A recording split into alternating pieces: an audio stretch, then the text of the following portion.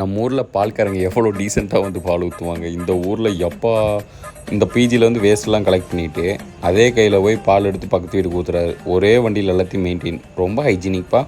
தண்ணி பார்த்திங்களா, குடிக்கிறதுக்கு குளிக்கிறதுக்கு தலைக்கு குளிச்சே ரொம்ப நாள் ஆச்சு.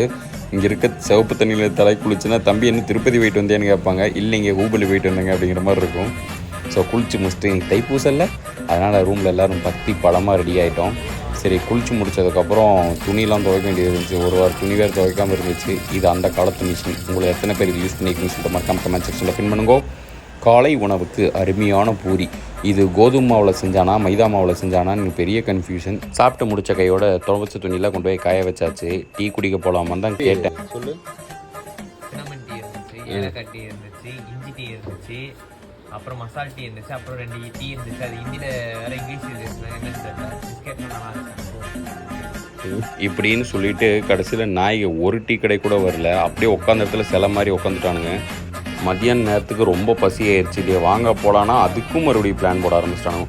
அப்புறம் நானும் நம்ம கடா குமார் ஊர்லேருந்து கொஞ்சம் ஸ்நாக்ஸ் எடுத்து வந்துருந்தேன். அப்பா கொடுத்துட்டு இருந்தாங்கன்னு புண்ணியமாக போகணும். 2 பேரும் அதை பொறிச்சிட்டு உட்காந்துருந்தோம்.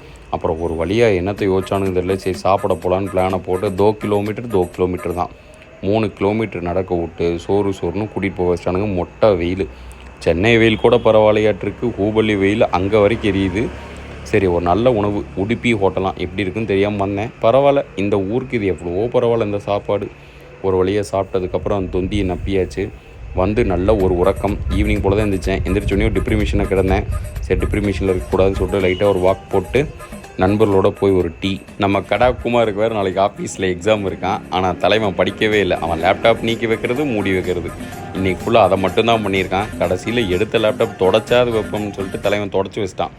ஸோ இவர் பேர் தான் இனிமேல் நம்ம கடா குமார். மறக்காமல் சேவ் பண்ணி வச்சுக்கோங்க.